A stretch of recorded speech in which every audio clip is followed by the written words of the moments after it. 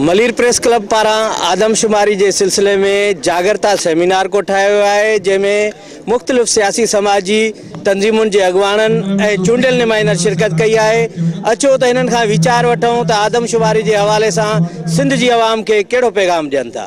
सिंधी माण्हुनि लाइ यही पैगाम है, मर्दमशुमारी जो वॾी अहमियत है असांजे निज़ाम में। सियासी तौर पे सियासी निज़ाम ते असर पवंदा, पर तरक्याती मामलन ते ॿियनि मामलन ते जेके हुकूमत वफ़ाक़ में असांजो हिस्सो है उन ते वॾो ज़िंदगी मौत जो मसइलो है। सिंधी माण्हुनि खे हिस्सो वठणु खपे ऐं निगरानी करणु खपे पंहिंजनि ॾिसण सही थिए पई दाख़िला या ग़लति को भी तरीक़ार कोन पियो थिए या हुनखे महरूम त कोन कयो पियो, इनखे हिसो वठणु खपे। ॿोली जे खाने में छा लिखराइणु खपे? छो जो उर्दू स्पीकिंग कुछ तव्हांजे पीपी जा अॻवान ॿोली जे खाने जी मुखालफ़त करता। मुंहिंजे ख़्याल में इहो सुवाल मूंखां त पुछण ई न खपे। सिंध जे कंहिं बि माण्हू खां पुछंदा ॿोली सवाइ सिंधी जे ॿी ॿोली कहिड़ी आहे?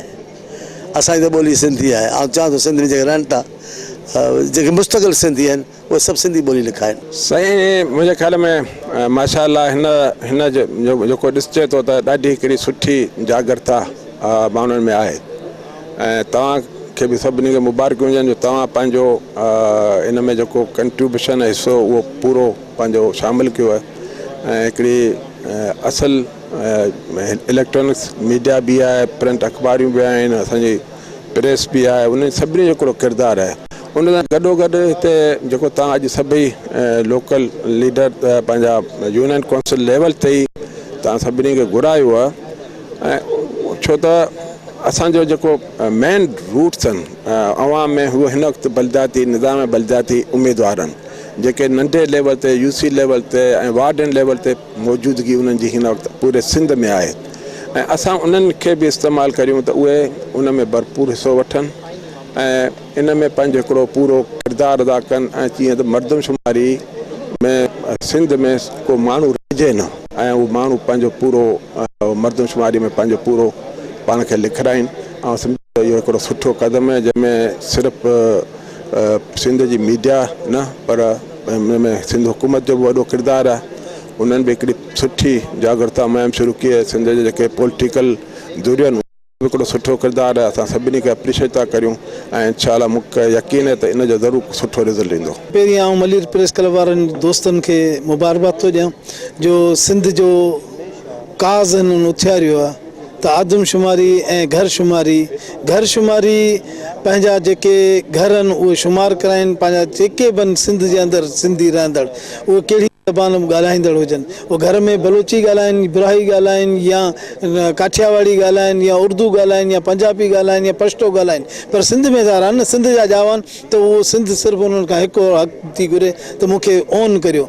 सिंध खे तॾहिं ओन कंदा जॾहिं पंहिंजो हुन आदमशुमारी वारे कालम में ज़बान जी जॻह ते सिंधी लिखाईंदा त सिंध जो हक़ अदा कंदा ऐं सिंध खे ओन कंदा ऐं सिंध खे ओन कंदा त सिंध खे अॻियां बि कुझु हासिलु थींदो। जेकॾहिं हे ओन न कंदा ऐं पंहिंजी मुख़्तलिफ़ ज़बानूं लिखाईंदा त हे असां विरहाइजी वेंदासीं। सिंध ऐं सिंध जेका सिंधियुनि जी हाकमियत उहा ख़तमु थी। साईं इहे ॾिस मुख़्तलिफ़ जमात वारनि चयो त इन्हनि खे बि शनाख्ती कार्ड इशू कया वञनि।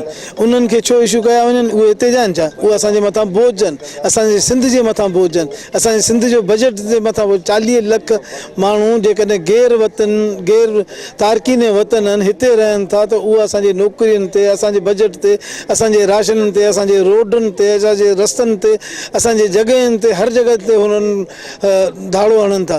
त आउं फेडरल गवर्नमेंट खां इहा ई दरख़्वास्त कंदुसि त इहे जेकॾहिं उन्हनि खे एॾा वणनि था त उहे वञी इस्लामाबाद में उन्हनि खे राहिनि। मुंहिंजो मैसेज इहो आहे त साईं हिकिड़ो क्लियर ऐं वाज़े मैसेज आहे त असां सिंधी माण्हुनि जे लाइ हाणे ई को सिर्फ़ु मर्दमशुमारी या सेंसिस कोन आहे, पर असांजी वजूद ऐं असांजी बका ऐं असांजी ज़िंदगी मौत जो मसइलो आहे। हिन में मुंहिंजे तमामु सिंध में रहंदड़ माण्हुनि खे सिंध जे जेके फ़र्ज़ंद आहिनि, सिंध में जेके क़ाइम था, सिंध जे गोद में जिन्हनि जे पलिया आहिनि उन्हनि ते हाणे इहो फ़र्ज़ु आहे त उहे सिंध बचाइनि ऐं पाण खे सिंधी सम्झनि ऐं सिंधी तस्लीम कनि ऐं पंहिंजो सिंधी लिखनि पाण खे। छो त असां पाण हाणे सभु सिंधी आहियूं, असां सिंध में रहूं था, सिंध जो खाऊं था, सिंध जा निमक लाली जो इहो असां ते हाणे इहो फ़र्ज़ु आहे त असां पाण खे सिंधी चऊं।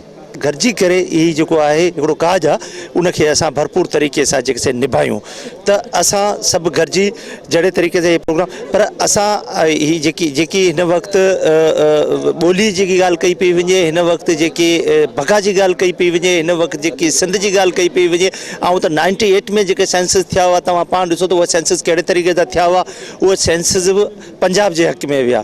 पर असां हिन वक़्तु जहिड़े तरीक़े सां आदमशुमारी असांजी सिंध जी वधी आहे, उन तरीक़े सां असीं पंहिंजे जेके हिकु कलाक जो ॿार उनखे बि असां पंहिंजो रजिस्टर करायूं ताकी असां पंहिंजो जेको फ़र्ज़ु हिकिड़ो निभाए सघूं, असां पंहिंजे हिन धरती जेको फ़र्ज़ु आहे उहो निभाए सघूं। त असां सभु टोटली मिली करे असांजो फोकस रहियो हुजे त असां घरशुमारी, असां मर्दमशुमारी उन तरीक़े सां करायूं जहिड़े तरीक़े सां को माण्हू रहिजे न। ऐं हाणे जेके असांजे माण्हुनि खे इहो ज़रूरु सम्झाइणो त हिकिड़ी जॻह ते 3-3 4-4 फैमिलियूं रहनि थियूं त हू पंहिंजो हर कमिरो घर करे लिखाइनि ताकी असां जेके दोस्त जेके अचनि था उहे सिर्फ़ु हिकिड़ी फैमिली करे लिखाइनि था, त इहो बि ग़लति आहे। इहे सभु शयूं उन्हनि खे सम्झाइणियूं पवंदियूं, पंहिंजे माण्हुनि खे ॿुधाइणो पवंदो। इहे आदमशुमारी जो हिकिड़ो सुठो प्रोग्राम थियल आहे ऐं असां बि इंशाअल्लाह ताला मलीर ऐं पूरे कराची सतह में हाल पार्टी कॉन्फ्रेंस घुराए करे इन इशू खे उजागर करण जे लाइ ज़रूरी आहे त पंहिंजो शिनाख्त बरक़रार करण जे लाइ आदमशुमारी ते पंहिंजो माण्हुनि खे वधीक रजिस्टर करायूं ताकी पंहिंजो इन जो क़ौमी ज़िम्मेदारी निभाइण जो मौक़ो आहे त असां पंहिंजी ज़िम्मेदारी खे बहितर तरीक़े सां निभायूं, पंहिंजे माण्हुनि खे अवेयरनेस ॾियूं था। तव्हांजो वॾो अहम मसइलो आहे, इन ते पंहिंजे घर ॿार ऐं बच्चनि जी सभिनी जी रजिस्टर कराइणु खपे ऐं इन ते असांखे पीपल्स पार्टी जी क़यादत जी तरफ़ां इंस्ट्रक्शन आहे त असां पंहिंजे तंज़ीम खे एक्टिव कयो आहे ऐं मोटिवेट करणु पिया पंहिंजे माण्हुनि खे, इन में वधीक असां बि कमु करे रहिया आहियूं। इंशाअल्लाह ताला हीअ जेको आदमशुमारी थी रही आहे त हीअ बका जो मसइलो आहे, इहो असां सभिनी जो मसइलो आहे त इन में असां ज़्यादा माण्हुनि खे सिंध जे माण्हुनि सिंध धरती जेके असांखे अॼु इज़त ॾिनी आहे असांजी माउ आहे, त इन जे लाइ असां पंहिंजी वधीक किरदारु अदा करणु खपे असांखे। जेसि ताईं आदमशुमारी जो मामिलो आहे त आदमशुमारी हिते हमेशह मशकूक रही आहे, जंहिं करे आदमशुमारी जेका आइनी ज़िम्मेवारी बि हूंदी आहे हुकूमतनि जी, पर उहा वक़्त ते 10 सालनि जो अरसो खां पोइ करणी आहे। पर हिते हाणे 98 में आदमशुमारी वरी 2017 अरिड़हं 20 साल थी वेंदा, उन खां पोइ आदमशुमारी कई थी वञे जंहिंजे पुठियां साज़िशूं आहिनि। सो हीअ जेका आदमशुमारी थिए पई या सुप्रीम कोर्ट जे हुकुम जे तहत थिए पई, न त हुकूमतनि जी इरादो ई कोन हो आदमशुमारी कराइनि। सभिनी खां पहिरियों त मलीर प्रेस क्लब जी सभिनी दोस्तनि जी पूरी टीम जी उन्हनि जो शुक्रगुज़ार आहियां ऐं उन्हनि तमामु वक़्ताइतो ऐं काराइतो क़दम कयो आहे त इन जागरता मुहिम में उहो बि शरीक थी विया आहिनि, पूरी सिंध खे मैसेज था ॾियणु चाहिनि, बल्कि पूरी पाकिस्तान खे मैसेज था ॾियणु चाहिनि त इन अमल में शामिलु थियो, पंहिंजो पाण खे घणायो ऐं उन गणप में शुमार थी वियो। तमामु सुठो शइ आहे ऐं इन खे अप्रिशिएट थो कयां, तमामु बहितरीनु अमल आहे इहो। साईं इहो इन इशू ते काफ़ी डिस्कशन थी आहे, पर मुंहिंजो ज़ाती बिलीविंग इहो आहे, मां इहो थो सम्झां त इहे सभु माण्हू सिंध जा फर्ज़ंद आहिनि। एज़ ए क़ौम इहे सिंधी माण्हू आहिनि, उहो चाहे ॾाटकी ॻाल्हाईंदो हुजे, चाहे सिंधी ॻाल्हाईंदो हुजे, चाहे सराइकी ॻाल्हाईंदो हुजे, चाहे बलोची ॻाल्हाईंदो हुजे, इहे माण्हू सिंध जा फर्ज़ंद आहिनि, सिंध जा सरज़मीन आहिनि। एज़ ए मादरे वतन ई सिंध के ही पंहिंजो माउ सम्झनि था, इहे माउ जा पुट आहिनि। इहे जेकॾहिं पंहिंजो ज़बान सिंधी लिकाइनि त तमामु सुठो, जेकॾहिं पर पंहिंजो मादरी ज़बान लिकाइनि त बि इहे सभु सिंधी ॿोलीअ में ई गणप कबा, इहे सभु सिंधी माण्हू आहिनि। सिंधी आवाम लाइ इहो पैगाम आहे त बाबा ख़ुदा रा पंहिंजा सभु इख़्तिलाफ़ात हिकिड़े पासे रखो। ख़ासि करे कराची में असांखे अक़लियत में करण जी कोशिशि कई पई वञे, हिननि प्रोग्राम ठाहिया आहिनि, हिननि मनसूबा ठाहिया आहिनि, हे हर लिहाज़ खां असांखे अक़लियत में कंदा, घटि ॾेखारींदा। तंहिं करे तव्हां महिरबानी कयो, अचो, कहिड़ी पार्टी सां तव्हां रूबरू न सिंधी आहियूं, चाहे कहिड़ी बि पार्टी सां कहिड़ी बि दुर सां तालुक़ रखो था, सिंधी जी हैसियत में पाण अचो।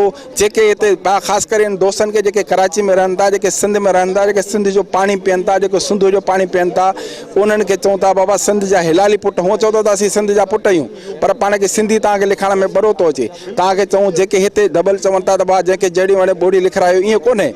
तव्हां पाण सिंधी आहियो, सिंध जो पियो था, ईअं हर लिहाज़ सां हर को किथे जो को आयो सैयद अरबनि पाण खे अरब लिखाराइनि या ॿिया कहिड़े तरीक़े से आहिनि पाण लिखाइनि, ईअं न बाबा। तव्हां हिते सिंध में आया आहियो, ठीकु आहे, असां पंहिंजे हुन सूबे में असां पंहिंजे माण्हुनि खे चयो आहे त बाबा तव्हां भले उते जी ॿोली लिखारायो, भले सिंधी हुयो पर उन ॿोली खे लिखारायो। पर हिते जेके दोस्त आहिनि उन्हनि खे चऊं था ख़ासि करे असां उन दोस्त खे चऊं था। ॿियो तव्हांखे ॿुधायां त जेका आहे पार्टी जेका इक़्तिदार वारी पार्टी आहे, जेका पाण खे चवे थी त असां सिंधियुनि जी पार्टी आहियूं, उन्हनि जा जेके नुमाइंदा जेके ख़ासि करे उर्दू नुमाइंदा आहिनि, उहे हिते जेके अचे चवनि था त बाबा सिंधी लिखाइण जी ज़रूरत न आहे, भले तव्हां पाण खे उर्दू लिखारायो। सियासी, समाजी, मज़हबी सभु विषा विसारे करे हिन अहम इशूज़ ते जेको असांजी ज़िंदगी मौत जो मसइलो आहे उन ते गॾिजी करे माण्हुनि ताईं अवेयरनेस पहुचाइणी पवंदी त असां आदमशुमारी में, घर शुमारी में पंहिंजी रजिस्ट्री करायूं, एंट्री करायूं।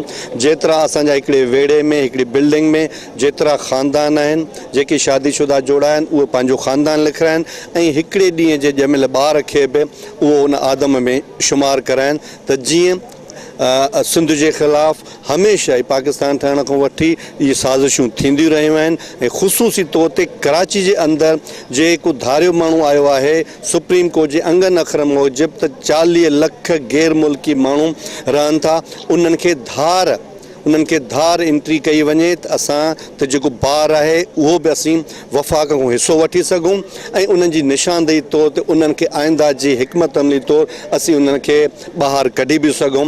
हीउ असांजो अहम मसइलो आहे। इन जे करे सॼी सिंध जे माण्हुनि खे ऐं कराची में ख़ुशूसी तौर ते सभिनी पंहिंजो ACP ऐं सभिनी धुरनि खे इहो आहे त कराची में 2011 में बि जीअं मिली भगत करे साज़िश करे सिंधी माण्हुनि खे अक़लियत में ॾेखारण जे लाइ पोलनि ते बि नंबर हया विया, पथरनि ते बि नंबर हया विया, घर नंबर। सिंध जी सियासी, समाजी ऐं चूंडियल नुमाइंदनि आदमशुमारी जे हवाले सां चयो आहे त जेके बि सिंध में जेके बि ॿोलियूं ॻाल्हाईंदड़ हिते रहनि था उन्हनि जो क़ौमी फ़र्ज़ु थिए थो त सिंधी ॿोली लिखाराइनि, उन ॿोली वारे खाने में सिंधी ॿोली लिखाराए पंहिंजो क़ौमी फ़र्ज़ु अदा कनि। जेके 40 लख गैर मुल्की गैर क़ानूनी तौर हिते मुल्क में रहियल आहिनि उन्हनि खे फौरी तौर ते नेकाली ॾिनी वञे या उन्हनि खे अलॻि जेको आहे खाने में ॻणियो वञे त जीअं उन्हनि जी अलॻि सुञाणप हुजे। कैमरामैन नबील मीर सां गॾु मीर ज़ुल्फ़कार, सिंध TV न्यूज़, मलीर।